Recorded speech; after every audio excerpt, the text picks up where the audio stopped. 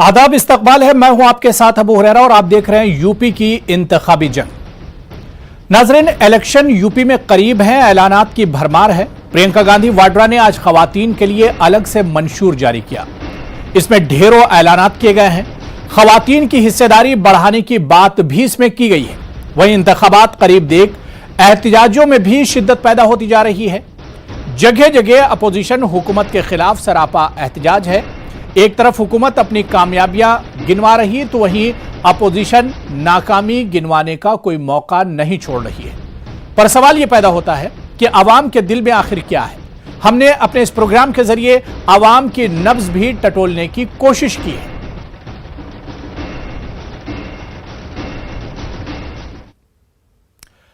लड़की हूं, लड़ सकती हूं। प्रियंका गांधी ने आज अपने नारे के साथ यूपी की खवातीन को बहुत कुछ सौगात देने की बात कही। प्रियंका गांधी वाड्रा ने यूपी के लिए अलग से खवातीन का इंतखाबी मंशूर जारी किया है।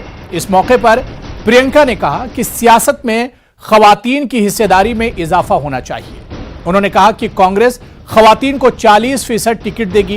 प्रियंका ने कहा कि हम खवातीन को खुद कफील बनाना चाहते हैं। स्वाभिमान, स्वावलंबन, शिक्षा, सम्मान, सुरक्षा और सेवा। कांग्रेस जनरल सेक्रेटरी प्रियंका गांधी वाड्रा ने 2022 के यूपी इंतखाबात के लिए ख्वातीन के लिए अलहदा मंशूर जारी किया। प्रियंका ने इस मौके पर ख्वातीन के लिए कई बड़े ऐलानात किए। प्रियंका ने कहा कि कांग्रेस की हुकूमत बनी तो ख्वातीन को सरकारी मुलाजिमतों में 40% रिजर्वेशन दिया जाएगा। प्रियंका गांधी ने कहा कि कांग्रेस पार्टी ने मुल्क को पहली खातून वजीर आजम दिया। अब जरूरत इस बात की है कि ख्वातीन को भी सियासत में हिस्सा दिया जाए। कांग्रेस पार्टी ये काम करेगी, कांग्रेस पार्टी ये काम करेगी। इन्होंने कहा कि कांग्रेस ने 40% सीटों पर ख्वातीन उम्मीदवार को खड़ा करने का फैसला किया है। इन्होंने उम्मीद जाहिर की कि एक दिन ख्वातीन को पार्लियामेंट और कानून साज असेंबलियों में 50% हिस्सा मिलेगा। और हमारे देश में एक महिला प्रधानमंत्री बहुत समय पहले बनी थी। ये कांग्रेस पार्टी की सोच थी। इसी सोच को आगे लेते हुए, आगे बढ़ाते हुए हमने ये एक महिला घोषणा पत्र बनाया है। प्रियंका गांधी ने कहा कि ये मंशूर कमरे में बैठकर तैयार नहीं किया गया। ये एक पहल है। हर चीज का अपना वक्त होता है। अब इसका वक्त आ गया। दीगर जमातों को भी इस बारे में फैसला करना चाहिए। ख्वातीन अपनी आवाज उठा रही हैं, वो अपने हुकूक मांग रही हैं। ये मैनिफेस्टो उसका अक्स है। प्रियंका गांधी ने ख्वातीन के लिए कई बड़े ऐलानात किए। नई सरकारी मुलाजिमतों में ख्वातीन को 40% रिजर्वेशन दिया जाएगा। आशा बहुओं और आंगनबाड़ी कारकुनों को कम से कम 10,000 रुपए तनख्वाह दी जाएगी। महकमे पुलिस में 25% ख्वातीन को नौकरियां दी जाएंगी। हर थाने में ख्वातीन कांस्टेबल तैनात होंगी। सिक्योरिटी के खुसूसी इख्तियारात पर मुश्तमिल 6 रुकनी कमेटी तश्कील दी जाएगी। रियासत के 25 शहरों में जदीद तरीन हॉस्टल बनाए जाएंगे। बीमारी के लिए 10 लाख रुपए तक के इलाज का इंतजाम होगा। 12वीं पास तालिबात को स्मार्टफोन और ग्रेजुएट तालिबात को स्कूटी दी जाएगी। थानों में 25% ख्वातीन इंचार्ज को यकीनी बनाया जाएगा। देहातों में महिला चौपाल की तामीर की जाएगी। पैदा होने वाली बेटियों के लिए FD की सहूलत होगी। ख्वातीन को सरकारी बसों में मुफ्त सफर की इजाजत होगी। मनरेगा में ख्वातीन को तरजीह दी जाएगी। 10+2 की छात्राओं को स्मार्टफोन मिलेगा।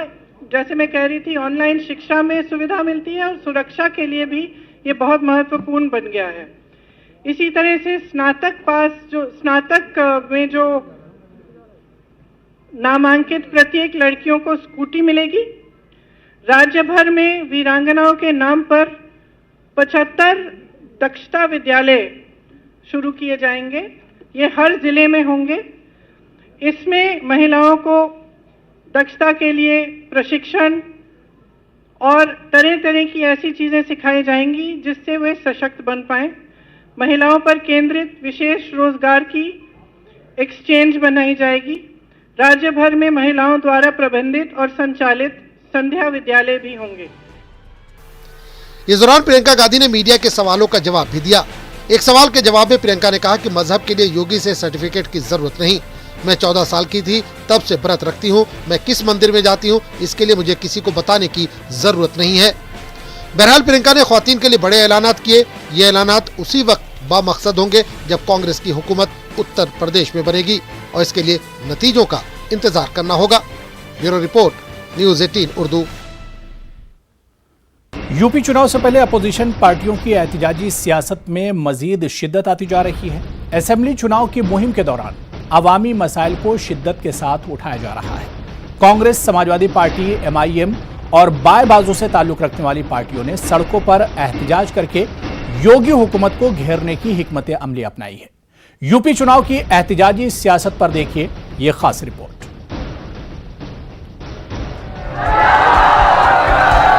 यूपी में कोरोना की पाबंदियों में नरमी के साथ ही सियासी पार्टियों ने रियासत भर में बरसर इक़्तिदार बीजेपी के खिलाफ अपने तेवर सख्त कर लिए हैं। गुज़िश्ता एक माह से योगी हुकूमत के खिलाफ सड़कों पर किए जाने वाले एहतजाजी मुजाहरों में तेजी आ गई है। कांग्रेस, समाजवादी पार्टी, MIM और दलित पार्टियों की तरफ से सड़कों पर किए जाने वाले एहतजाजी मुजाहरे अब रोज का मामूल बन गए हैं। एहतजाजी मुजाहरों में बेरोजगारी, महंगाई, तालीम और बदउनवानी जैसे अवामी मसाइल को उभारा जा रहा है। क्योंकि योगी सरकार में टोटल भ्रष्टाचार व्याप्त है। न किसी को नौकरी मिल रही है, न महिलाएं सुरक्षित, न नौजवान सुरक्षित है। लॉ एंड ऑर्डर बुरी तरह फेल है। किसान त्राहिमाम कर रहा है। न उनका क्रय केंद्रों पर धान गेहूं बिक पा रहा, न उनको समय पर खाद मिल पा रही है। और खाद और ये सब न मिलने की वजह उनको लाठियां भी मिल रही हैं। भारतीय जनता पार्टी जिस तरीके से विपक्ष के नेताओं को जासूसी करा रही है और कभी लोकतंत्र के चौथे स्तंभ के दरवाजे पर ED और इनकम टैक्स के जरिए जिस तरीके से छापेमारी कर रही है, उसी के विरोध में आज प्रयागराज में कांग्रेस जनों ने एक दिवसीय उपवास करा और ये विरोध निरंतर जारी रहेगा। भारतीय जनता पार्टी के नेताओं को जवाब देना पड़ेगा कि अब भारतीय जनता पार्टी का समय पूरा हो चुका है। उत्तर प्रदेश का चुनाव इनके ताबूत में आखिरी कील साबित है। लेकिन मेन स्ट्रीम की सियासी पार्टियों के अलावा दलित और मुस्लिम तबके से ताल्लुक रखने वाली तंजीमों ने भी अपने हकूक के लिए एहतजाज का रास्ता इख्तियार किया है। रियासत में दलितों और अक़लियतों पर होने वाली ज्यादतियों के खिलाफ जबरदस्त एहतजाजी मुजाहरे देखने में आ रहे हैं। लोग जानते हैं कि भाजपा सरकार और संघ परिवार और पुलिस प्रशासन की मशीनरी की संरक्षण में ये पूरी घटना हो रही है और ऐसे में हम लोग उम्मीद नहीं कर सकते कि वो कुछ करेंगे। हम लोग यहाँ पे लोगों के बीच में एक संदेश देना चाहते हैं, आम लोगों के बीच में, कि अगर आप चुपचाप बैठेंगे तो कल को आप भी निशाना बनाए जाएंगे। आज आप धर्म के नाम पे नहीं तो कल को जाति के नाम पे लोगों के बीच में आग लगाई जाएगी। और वैसे ही पूरे समाज में आग तो लगी ही है। 25-25, 30-30 लड़के इलाहाबाद में आत्महत्या कर रहे हैं। तो ये किसी विदेश के तो आए नहीं है, वो तो हर जाति और धर्म के लड़के हैं। तो अगर आज आप चुपचाप बैठ के इंतजार करते रहें कि हमला हमारे ऊपर नहीं हो रहा है, मुसलमान के ऊपर हो रहा है, दलित के ऊपर हो रहा है, तो कल को आपकी बारी भी आएगी। जहां एक तरफ बीजेपी चुनाव में मजहब और मंदिर मस्जिद जैसे एजेंडे को हवा दे रही है, वहीं दूसरी जानिब अपोजिशन की जमातों ने बीजेपी की नाकामियां और अवामी मसाइल को उजागर करने का बीड़ा उठाया है। तकरीबन तमाम अपोजिशन पार्टियां इस बात पर मुत्तफिक हैं कि यूपी का चुनाव अवामी और मुकामी मसाइल पर लड़ा जाएगा। न्यूज़ 18 उर्दू के लिए इलाहाबाद से मुश्ताक आमिर की रिपोर्ट। मगरबी उत्तर प्रदेश का जिला अलीगढ़ मरकजी हुकूमत की स्कीम स्मार्ट सिटी में शामिल तो है, लेकिन बुनियादी सहूलियात का फुकदान है। यही वजह कि आज ऑल इंडिया कांग्रेस कमेटी के साबिक सेक्रेटरी और हरियाणा में कांग्रेस के इंचार्ज विवेक बंसल की क़यादत में नगर निगम के बाहर एक एहतजाजी मुजाहरा किया गया। इस दौरान अलीगढ़ की खस्ता हालत पर इंतजामिया को तनकीद का निशाना बनाया गया। बंसल ने कहा कि सिर्फ चौराहे बनवाने और मूर्तियां लगवाने से शहर स्मार्ट नहीं बनता है। आज आलम यह है कि गली मोहल्लों की सड़कें और नालियां खस्ता हाल हैं, कहीं कोई सुनवाई नहीं है। हम जैसे अवामी लीडरान के भी अफसरान फोन नहीं उठाते हैं। पर हमारा ये कहना है कि आज स्मार्ट सिटी की बात हो रही है। स्मार्ट सिटी के नाम पे अलीगढ़ को क्या मिल रहा है? सिर्फ चौराहों पे मूर्ति विस्थापित कर दें, उन्हें अलग लगा दें। क्या ट्रैफिक समस्या हल हुई? क्या प्रदूषण उसका कम हुआ? पिछड़ी बस्तियों की क्या सड़कों का निर्माण हो गया? आज मैं पिछले 4 महीने से मैंने 5-6 सड़कों के जहां बहुत ज़रूरी आवश्यकता है मानवीय जीवन को व्यतीत करने के लिए, वहां कोई संज्ञान नहीं लिया गया और उसमें कोई प्रगति नहीं हुई। और मुख्य नगर अधिकारी से फ़ोन पर बात करने की कोशिश करो तो उनसे संपर्क ही नहीं हो पाता। तो जहां संस्था के मुखिया से हम जैसा व्यक्ति वार्ता करने में अक्षम है, तो आप कल्पना कीजिए कि आम आदमी की कितनी परेशानियां होंगी जिनका संज्ञान नहीं। उत्तर प्रदेश में आने वाले असेंबली इंतखाबात की तैयारियां जोरों शोर से जारी हैं। हर सियासी पार्टी जीत के दावे कर रही है, लेकिन आवाम का क्या सोचना है, और इस पर न्यूज 18 ने बागपत में लोगों से बातचीत की। यहां मौजूद लोगों ने किसानों के मसाइल, बेरोजगारी और महंगाई को लेकर वोट देने की बात की। कई लोग मौजूदा हुकूमत के कामों से मुतमईन भी नजर आए। न्यूज 18 के चुनावी कार्यक्रम चुनावी चौपाल में आपका स्वागत है। न्यूज 18 की टीम बागपत के नागल गांव में मौजूद है, जहां हम जनता से विधानसभा चुनाव को लेकर चल रही सरगर्मियों पर चर्चा करेंगे। हमारे साथ बागपत के लोग मौजूद हैं। देखिए, बागपत का ये जो है नागल गांव है, यहाँ 2 दर्जन से ज़्यादा बुजुर्ग जो हैं चुनाव पर चर्चा कर रहे हैं, और हम इनसे 2022 चुनाव को लेकर जो उठापटक चल रही है उस पर बात करेंगे। चुनाव में क्या मुद्दे हैं, किसकी हवा है, किसको इस बार ये वोट करने जा रहे हैं, और इस बार चुनाव किन किन मुद्दों पर होगा। आप बताइए बाबा, सबसे पहले आप बताइए क्या मुद्दे रहेंगे इस बार चुनाव में। हमारे मुद्दे रहेंगे भारतीय किसान यूनियन का जो आंदोलन है, और वो 1 साल हो गया, और 1 साल के बाद अब हमारे प्रधानमंत्री जी ने जो ये बिल वापस लिया, ये 1 साल पहले भी ले सका था। 700 आदमियों की हमारी जो मौत हुई वे नहीं हो पावे थी, तो इसलिए हमने भी पिछली बार भाजपा को वोट दी थी, लेकिन इतनी भारी गलती अब हम नहीं कर पाएंगे। अब तो जो है कानून वापस हो गए, अब फिर क्या दिक्कत है भाजपा से? दिक्कत यह है, हमारा MSP रह गया भाई। हमारे 700 किसान हैं, उनका कुछ भी नहीं। एक बार मुंह से संसद में राहुल जी ने, हालांकि मैं राहुल पक्ष में नहीं हूँ, ये भी स्पष्ट करके चलूँ, लेकिन राहुल जी ने एक बार संसद में ये कह दिया कि भाई 2 मिनट का मौन रख ले, उस पर भी ऑब्जेक्शन हुआ। और हमारे प्रधानमंत्री, हमारे माननीय मुख्यमंत्री जी ने तो 1 मिनट का भी मौन रखने की अपनी वो भी नहीं सोची। भाई 1 मिनट, कम से कम 700 किसान शहीद हुए, जबकि एक बच्चा शहीद हो जाता है तो उसके पूरा देश इतना पीड़ित हो जा। किसान आंदोलन के अलावा और क्या मुद्दे रहेंगे यहाँ पर? महंगाई का मुद्दा रहेगा, किसानों का मुद्दा रहेगा।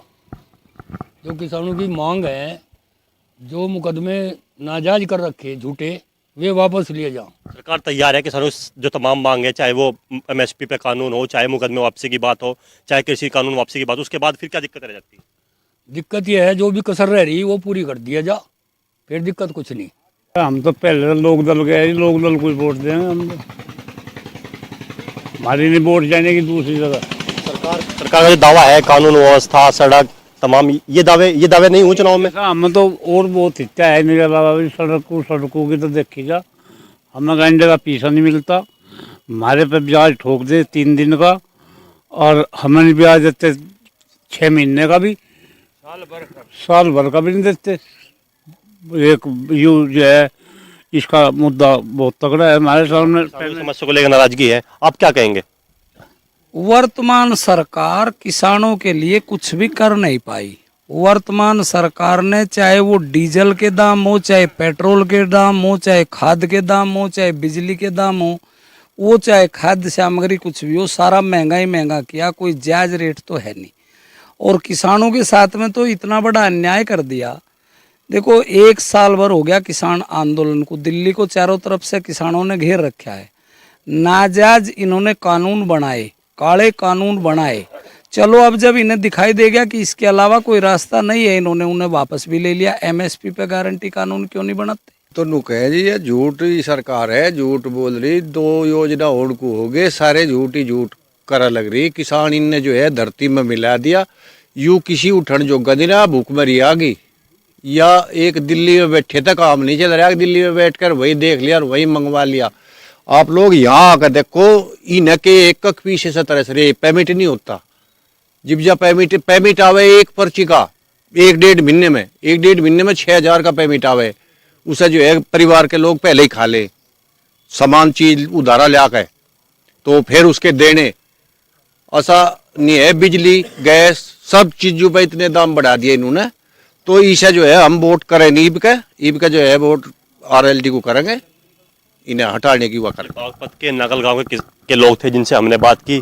किसान आंदोलन, महंगाई, डीजल, तमाम यहाँ पर मुद्दे हैं। सैयद राव, न्यूज 18 बागपत।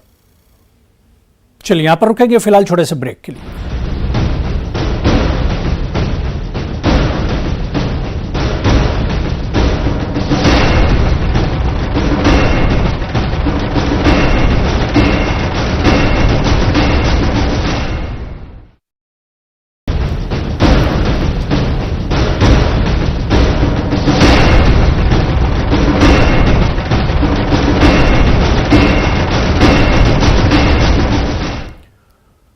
उत्तर प्रदेश में सियासी जंग तेज होती जा रही है। बाप अपने बेटे को हराने को तैयार बैठा है। शायद यही वजह है कि एसपी लीडर और बाहुबली रमाकांत यादव ने अपने ही एमएलए बेटे को शिकस्त देने का अहद लिया है और दावा किया है कि अगर बीजेपी आजमगढ़ में एक भी सीट जीतती है तो वो सियासत छोड़ देंगे।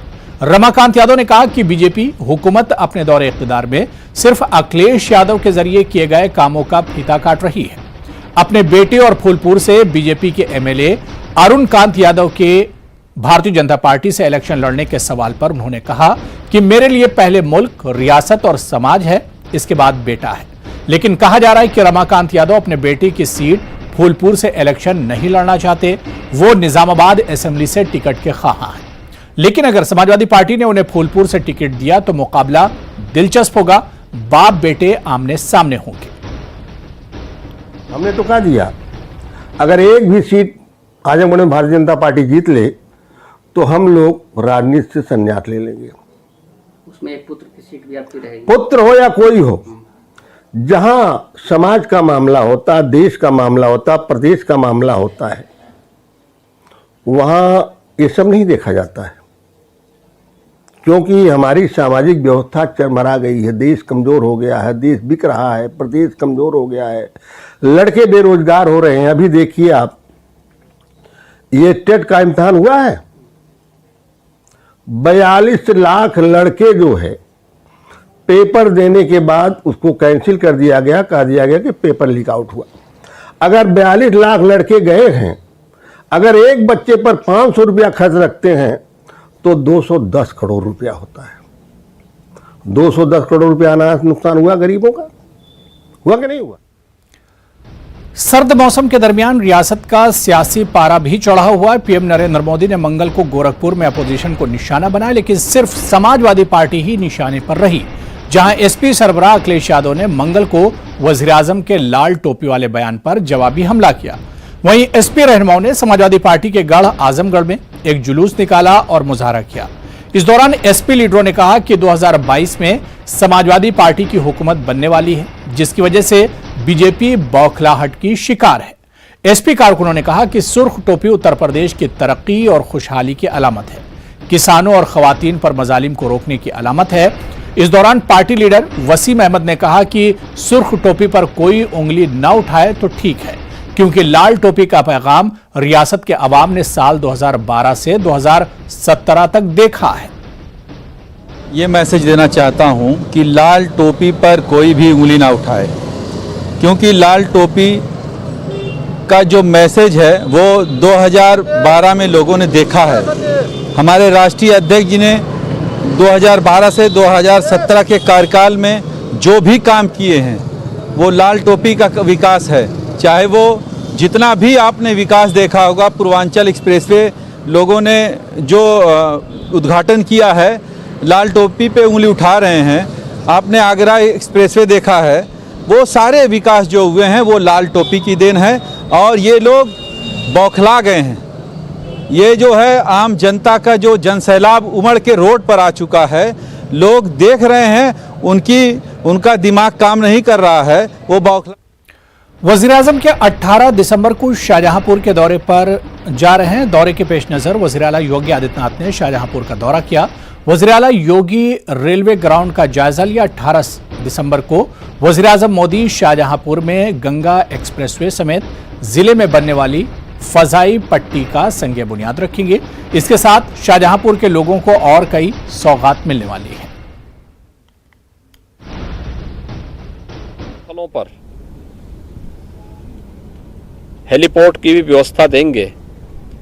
इमरजेंसी लैंडिंग या एयर एम्बुलेंस की दृष्टि से अगर हेलीकॉप्टर सेवा कहीं से प्रारंभ करना चाहते हैं तो उसका भी उपयोग इस दृष्टि से किया जा सके।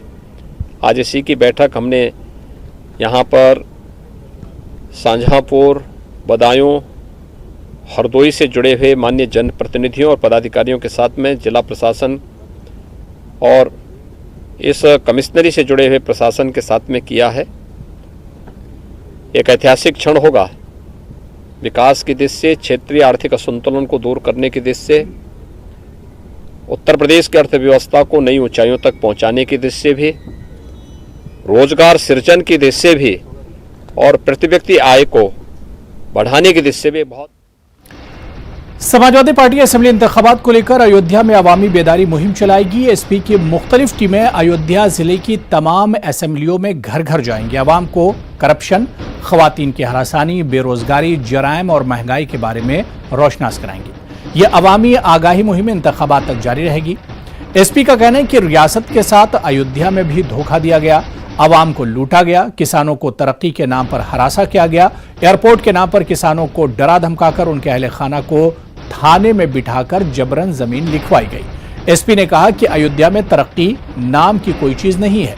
करोड़ों रुपयों के इश्तिहारात सिर्फ अखबारात और चैनल्स पर नजर आते हैं, लेकिन जमीन पर कोई तरक्की नजर नहीं आती।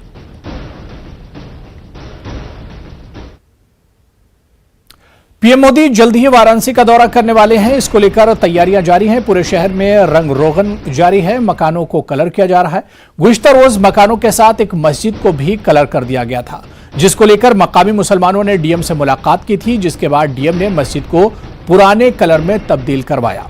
मकामी मुसलमानों का कहना है कि मोदी जी वाराणसी आ रहे हैं और इसकी तैयारियां रात दिन जारी हैं और मजदूरों ने बेख्याली में घरों के साथ साथ मस्जिद को भी कलर कर दिया था, लेकिन अब इसको दोबारा सफेद कलर कर दिया गया है। ये पहले सफ़ेद हुआ करती थी, उस दिन रात में मजदूरों की गलती की वजह से वो उन्होंने जिस कलर में पूरा यहाँ से मैदागिन से लेके गोदौलिया तक जब सो रहा है उसी कलर में रंग दिया था, जिस पे हम लोगों को एतराज़ हुआ कि नहीं, हमारी जो कलर था उसी कलर पर रहने दिया जाए। तो हमारे ऑब्जेक्शन पे डीएम और कार्यपालक अधिकारी या वीडीए के सचिव ने, इन लोगों ने ये एक्शन लेकर के उसको वही सफ़ेद करवा दिया। कुछ लोगों ने कहा कि इसको रात में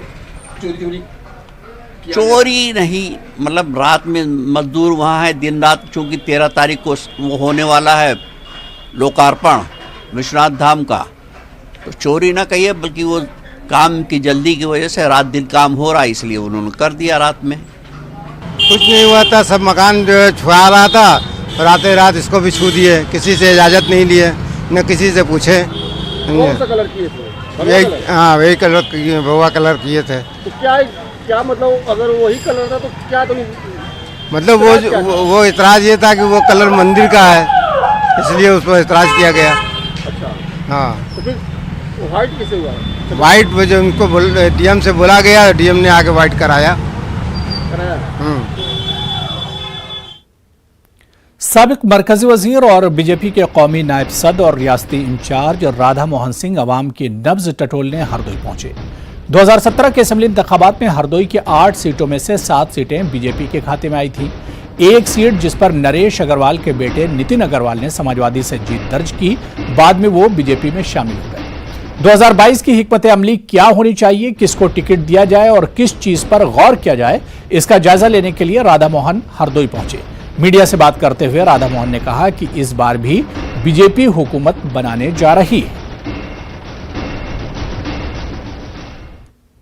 तो चलिए, इस बुलेटिन में अभी फिलहाल इतना ही। आदाब।